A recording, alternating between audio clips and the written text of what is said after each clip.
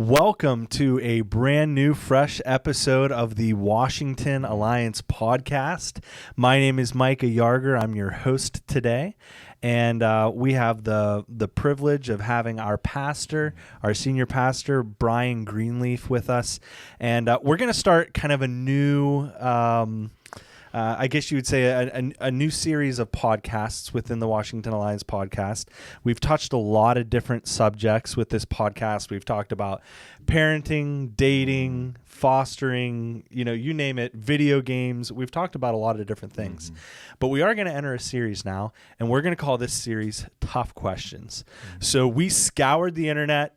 We went through all of our resources, and we tried to find the most difficult questions about life and faith and the Bible, and we are going to take the opportunity over the next couple podcasts just to pelt our pastor with these questions. So he's being a very good sport for coming here, and we're not going to ask easy questions. These are going to be tough questions. The first one that we're going to hit, and thanks, Brian, Pastor Brian, for joining us today, and I will have you know that I gave him almost no notice of what these tough questions were. I had intended on giving him lots of notice, but I got busy, and I was just like, he'll be fine. He'll be fine. Appreciate that. So, yeah, that was good. So the first question we're going to dive into is why does God allow suffering? I thought we would start with something nice and light for you. Nice and easy. And the low-hanging fruit would just dive into the sovereignty of God and the suffering in the world. But in all seriousness, this is something I think every human being in the world encounters at some point in time. And the idea of we all know so many stories in our own lives and other people's lives. Like people we love have died and suffered. We have suffered. We see things like war. We see abuse. We see hunger. We see injustice. And I think a lot of today's culture has kind of awoken to how much suffering there is in the world. And I think that it is a hard thing to understand. We hear the story of the Bible of a great and loving God who's in control, who's sovereign over everything. But then we look around in our world and we're like, this doesn't seem like a loving place all the time, and it doesn't seem like a peaceful place. And so we're going to dive into that question today. Pastor Brian, why does God allow suffering? I think maybe just to dump into it there is I would just be interested, what does the Bible say about this subject? Does the Bible tell us why God allows suffering? And maybe a second question to that is God allowing the suffering? Is he really in control? Is he the one who allows everything to happen in the world? But if you want to jump in on one of those parts of those questions, that would be what are your thoughts there? And I know that's a lot to bite off. Well, it's a great question. I mean, isn't it? Yeah, and you're absolutely right. I mean, we all, I think, have dealt with or are currently dealing with or will deal with that question, right? I mean, why is there suffering? Why? That why question. How do I answer the why? We a lot of times answer the how or obviously the who, but why is that happening? Sure. You mentioned there about God being in control, and I think it's very important, especially as Christians. I know ourselves that we take the Bible, God's love letter to us, and either all of it's true or none of it's true. Right. So first and foremost, I'm going to go Genesis to Revelation. Every bit of it's true. Right. There are stories in there. I believe them to be true.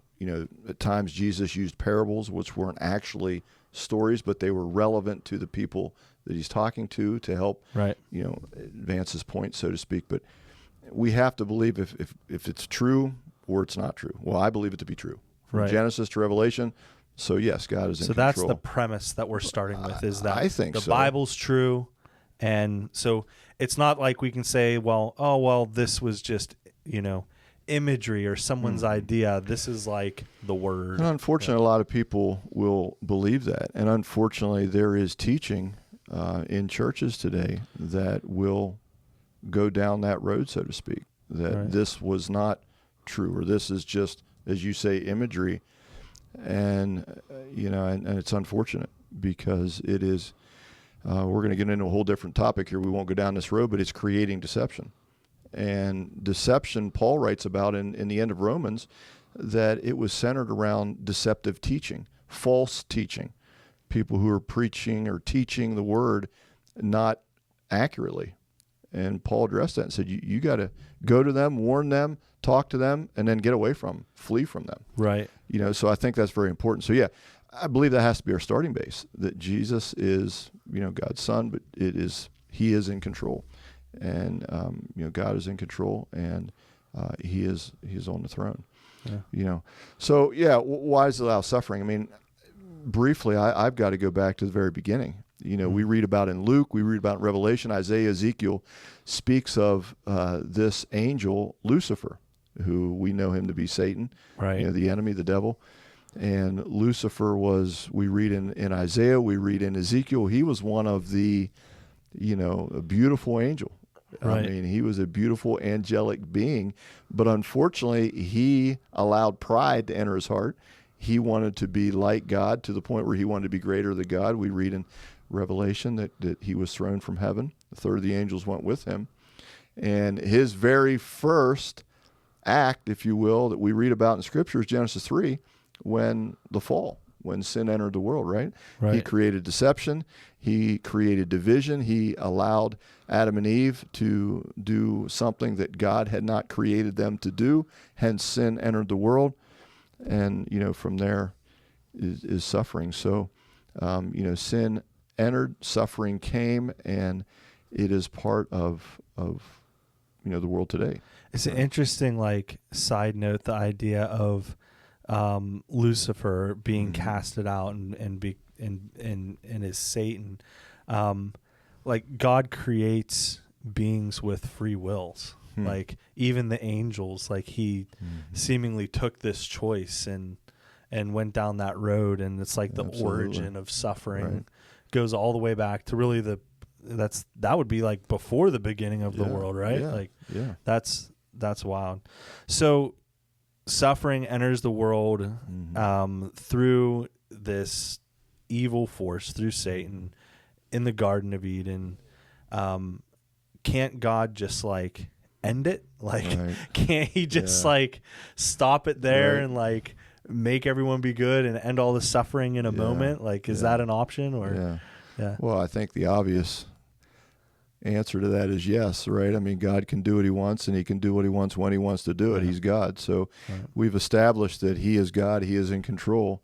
So why can't he do what he wants when he wants to do it? But I think it's interesting. I go back to Paul a lot. You talk about somebody who suffered. I mean, you've got a guy who was Saul, who persecuted Christians. That was his, somebody who sought out to persecute Christians. He hated them. He wanted nothing to do with the gospel, right? And he's on his way to Damascus. We know the story in the book of Acts.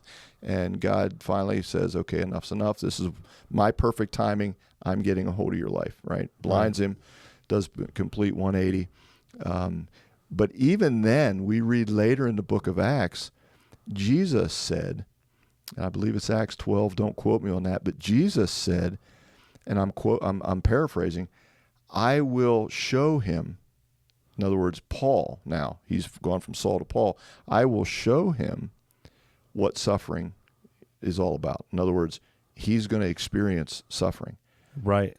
And what Jesus meant by that was for my sake. He's going to grow. He's going to mature in his faith. He's going to teach even better and proclaim the gospel even better because of what he's going to endure. Well, you go back and read I was reading just this week what he went through, and I can't. Tons of stuff. Oh, my goodness, right? I mean, shipwrecked, and he's in jail, and, prisons back then are not like we're accustomed to today, right? He's shackled to a prisoner. You got rats running over your feet. I mean, it's gruesome.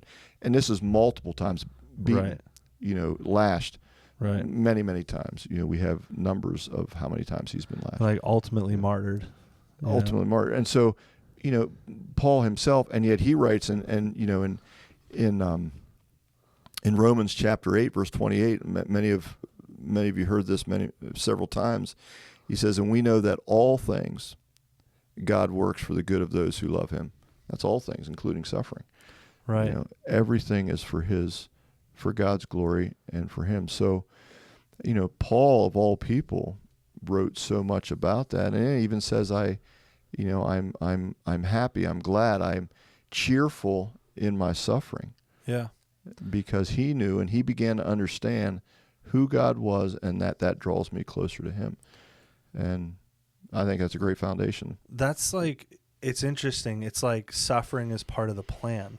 Because he like Jesus is saying, I'm going to show him what it means to suffer. Right. I'm going to show him That's right. suffering. And it is. It's woven throughout Scripture. Joy in suffering, peace in suffering. Like there's just, it's chock full of verses like that.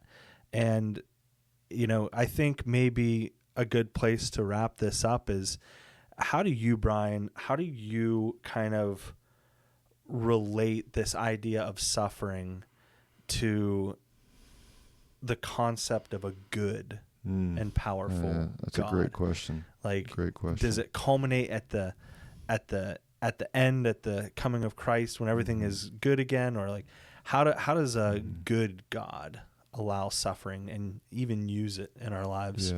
Yeah, that's a good question. I think the first thing that comes to my mind really is the truth of who God is and the relevancy of his word, and the fact that Jesus is the Son of God. He walked this earth. He died. He rose again. Right. And we have eyewitness accounts to tell us that, right? I mean, many eyewitness accounts, the gospel writers, Matthew, Mark, Luke, and John, others who witnessed Jesus and also suffered, but yet seen his glory and grew from that, matured from that, saw the gospel spread and people come to Christ because of that. So for me personally, to know that suffering is inevitable. I mean, whether you believe in God or not, there's sin, and you're going to face it. You may lose a loved one. There's a tragic accident. A myriad of different examples, right? Some of the truths that I think about, a lot of times I'll say that when I'm dealing with something, suffering, I want to go to what I absolutely know. What do I know about God? I know he's faithful. I know he's delivered me before. So I want to go back to the known. Right. And then I look at what I don't know, and I want to rely on him even more. Right. So the more I know him, the more I can rely on him, knowing that he's in control. I don't know how this is going to, pan out, right? I mean, it'd be nice to have the crystal ball, right? And then we'd all have answers, but then why would we need him? Right. Yeah. So if we understood everything about God, he wouldn't be very big, would he? He wouldn't be very big at all. And that's part of it, that we read in Scripture that less of me and more of you. I want to see more of you in me. Right. I want to be holy as you are holy. I want to grow to where I'm more of who you want me to be as a believer, as a born-again Christian. Well, You're absolutely right. If that were the case, it'd be more of me and less of him. Right. So I would say just a couple quick things. Mm-hmm. Number one, I want to have a greater understanding of who God is, his truth, his will, who he is, a greater understanding of him, which means a less of an understanding of myself, in that a humbled understanding. I want to humble myself, realize that I don't know everything. He does. I have a limited perspective of what he sees. Right. I see what's in front of me. That's kind of like Job, right? He sees, right. My goodness. I mean, you talk about a guy that lost everything, everything but his wife, right? I mean. And God is like, did you put the stars in the sky? Yeah, I mean, limited perspective. It's a reminder of, hey, I have a relationship with the God who holds the world in his hands. Yearly, astronomers, scientists are seeing new galaxies. Right. And God's almost like, you like that one? Wait till I show you the next one. Yeah. And he holds it all, and he has a relationship, and he wants a relationship with us. So a perspective of who he is, the fact that there's a variety of reasons for why he allows suffering to happen. But one of the big things that strikes me is the fact that, and I'll end with this, the fact that suffering and the advancement of the gospel go hand in hand.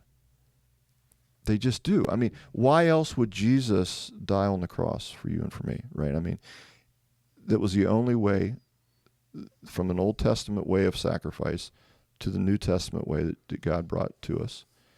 of Jesus. It had to be a person, had to be somebody. Jesus took our place, the great exchange.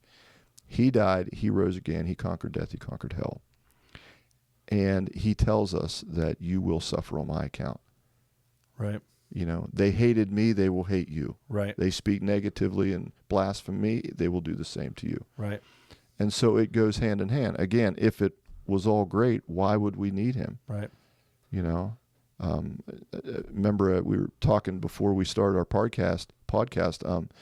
An international worker in France told us one time, he was here at this church years ago, and they said it's so difficult to share the gospel in France because they believe they have all their needs met. Right. So how do you tell them they need a God when they're telling you we have everything we need? Right. Right. And so it still exists in some way. Right. So it's amazing. God even uses something like suffering to draw us to him. Exactly. You know, he doesn't let nothing is wasted with him. Even the suffering, which like that's a great he doesn't point. Want us to endure, That's but a great point. he still uses it, you know. Nothing's wasted. I love that. And that's a great point. Right. Yeah. And Pastor Brian actually had a good segue. Our next episode that we're gonna talk about one of his second point that he was closing with there was that he wants to know more about God and more of His will. And the next episode in the series of tough questions that we're pelting our pastor with is how do we know the will of God? So we're going to dive into that next. Pastor Brian, thank you for the answer for that question. I know these are deep things, and to tell a pastor that he's got like 20 or 25 minutes to answer one of the most deepest theological questions in the world is not easy, but you did a great job. I appreciate Thank you. It's great appreciate being you with tackling that for us. So. Thank you. All right. Thank you. That is a wrap for this episode of the Washington Alliance podcast, the series of tough questions. Tune in next time, and we're going to give Pastor Brian another tough question. If you have a tough question that you're struggling with, put it in the comments below. Like the video, and subscribe to the channel. And if you put a question, a tough question, in the comments below, we will read it and we will answer it. We don't leave those unanswered. So, thank you guys for engaging with us today. Have a great one. Thanks a lot.